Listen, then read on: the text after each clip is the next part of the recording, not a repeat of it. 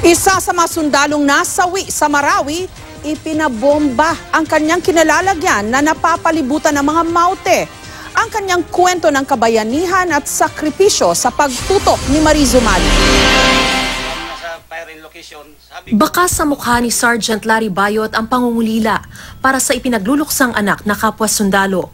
Bayani kung ituring ngayon ng mga kababayan ang 24 na taong gulang na si Private First Class Dan Ryan Bayot na naipit sa ikatlong araw ng bakbakan laban sa mga maute sa Marawi City. Kwento ng ama, makailang beses humingi ng reinforcement ang anak mula sa kanilang opisyal na mapalibutan na ng mga bandido. Tawag na kung kahit saan ng mga kanya, katrupa niya ng mga sundalo, wala talagang reinforce kasi niya, sir, tulungan niyo kami, sir. Maraming kalaban.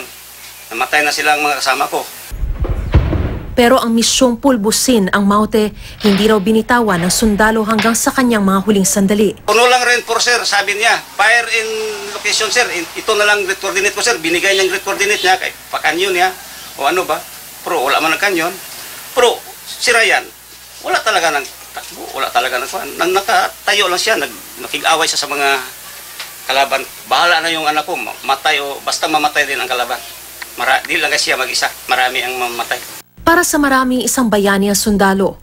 Maging sa social media, ibinahagi ng libo-libo ang kanyang kwento. Pero para sa pamilya, isang mabait at mapagmahal na kaanak ang kanilang inaalala. Tanggap ko na rin na pagkamatay niya. Kasi, ano siya, proud man ako nga. Hero talaga ang kuya ko. Hindi yan natatakot kahit anong laban. Binuwis niyang buhay niya talaga para sa bayan. Sobrang nakaka-inspired ang kuya ko. Panawagan niya kay Pangulong Rodrigo Duterte. Gusto kong tumulong ka sa akin na magiging sundalo rin ako.